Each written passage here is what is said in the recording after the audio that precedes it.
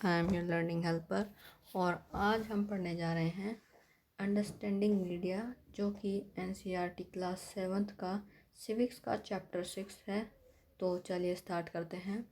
और यहाँ पर सबसे पहले आपको यहाँ कुछ इन्फॉर्मेशन दे रखी है पिछले टॉपिक मीडिया एंड टेक्नोलॉजी से रिलेटेड, तो उसे मैं आपको बताना चाहूँगा। यहाँ सबसे पहले दे रखा है with electronic typewriters journalist underwent a sea change in the 1940s। इसका मतलब है कि 1940 के दशक में इलेक्ट्रॉनिक टाइपराइटर के आ जाने से पत्रकारिता मतलब जर्नलिज्म की दुनिया में एक बड़ा बदलाव आया, एक बड़ा चेंज हुआ। और दूसरे में दे रखा है कि ये टेक्नोलॉजी से रिलेटेड है। J.L. Baird sit in front of apparatus with which be demonstrated to the Royal Institute his invention, the television and early television। इसका मतलब है कि ये जो यंत्र है जिस टेलीविज़न हम कहते हैं, ये यंत्र टेलीविज़न का प्रारंभिक रूप था। मतलब पहले टेलीविज़न ऐसा था। आपने इस आविष्कार के सामने बैठे हैं जॉन एल बर्ड, और इसके सामने कौन बैठा है? जॉन एल बर्ड, जिन्होंने इसका इन्वेंशन किया था।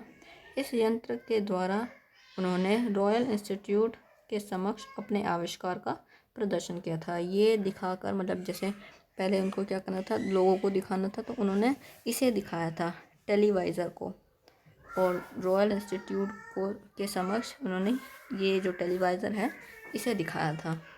तो चलिए अब अपना टॉपिक स्टार्ट करते हैं।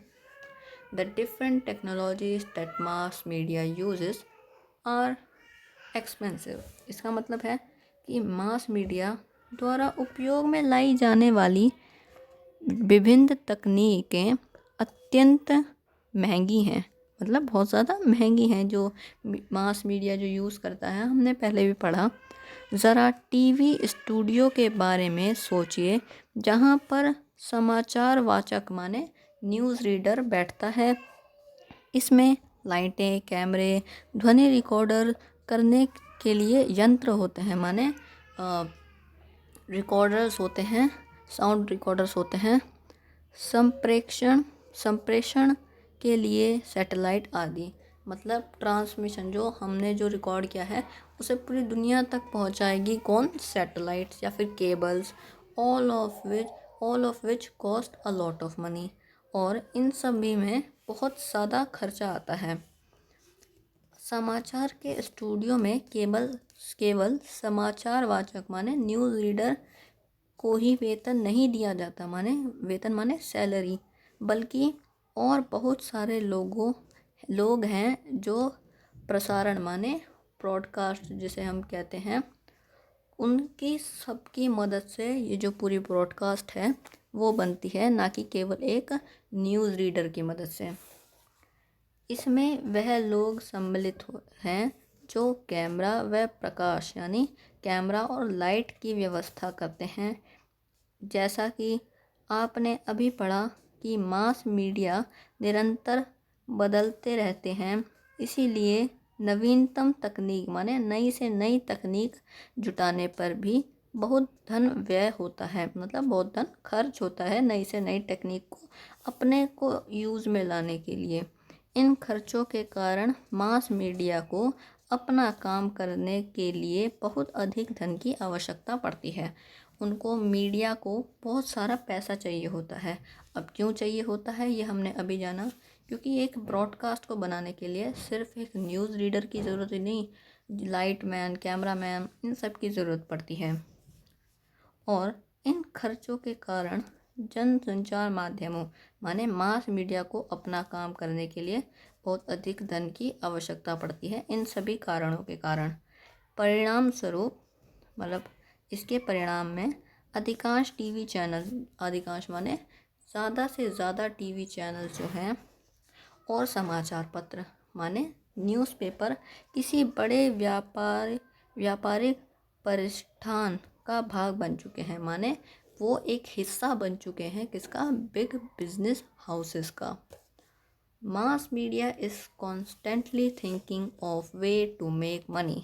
ये जो मास मीडिया है ये लगातार सोचता है कि पैसा कैसे बनाया जाए, क्योंकि पैसे की ज़रूरत होती है उन्हें।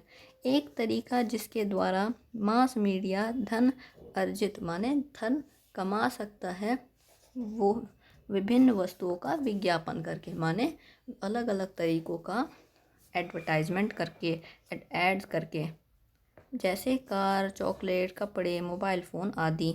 हम जो मास मीडिया है, आपने देखा होगा न्यूज़ चैनल पर, उस पर कई प्रकार के लोग कई प्रकार की चीज़ों के ऐड आते हैं, चॉकलेट के, कार के, है ना, आदि। आपने ध्यान दिया होगा कि अपने प्रिय टेलीविज़न कार्यक्रम को देखते हुए आपको ऐसे अनेक विज्ञापन देखने पड़ते हैं। जब हम अपना कोई भी फेवरेट प्रोग्राम देख रहे होते हैं तो उसके बीच में बहुत सारे ऐड आ जाते हैं। टेलीविज़न पर क्रिकेट का मैच देखते हुए भी हर ओवर के बाद बार बार वही विज्ञापन दिखाए जाते हैं। जैसे हम क्रिकेट मैच देखते हैं तो उसमें जैसे ही एक ओवर हुआ या फिर कोई विकेट आउट हुआ, कोई प्लेयर आउट हुआ, तो एक ऐड बार बार हमको उसी ऐड को दोबारा दोबारा दिखाए जाते हैं। इस तरह बार बार आप उन्हीं छवियों को देखते हैं। हमको देखना पड़ता है क्योंकि वो ऐड, क्योंकि उसे मिस भी नहीं कर सकते जो हम अपना फेवरेट प्रोग्राम देख रहे हैं। जैसा कि आप आगे इस चैप्टर में पढ़ेंगे, विज्ञापन की बार बार आवृत्ति इस आशा से की जाती है कि आप बाहर जाकर विज्ञापित वस्तु को खरीदेंगे। मतलब ये इसी आशा में हमको विज्ञापन वो बार बार दिखाएंगे कि हम उससे अट्रैक्ट होकर जो भी चीज़ उस एडवर्टाइजमेंट में दिखाई जा रही है, हम उस चीज़ को खरीदेंगे। इस आशा में हमको ये दिखाई जाती है। सो गाइस, हमारा ये टॉपिक कंप्लीट हो चुका है और इससे अगले वीडियो में हम मीडिया एंड डेमोक्रेसी टॉपिक को पढ़ेंगे।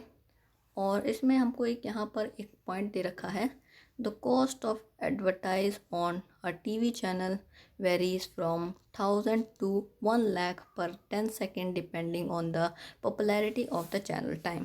माने कि जो अगर हम किसी भी टीवी चैनल पर एडवर्टाइजमेंट करवाना चाहता है तो वो 1000 से लेकर 1 लाख तक हो सकता है, लेकिन वो निर्भर करता है कि वो चैनल कितना लोकप्रिय है, कितने लोग उसे देखते हैं और उसकी पॉपुलैरिटी क्या है।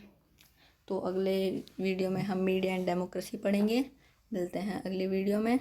Thanks for watching.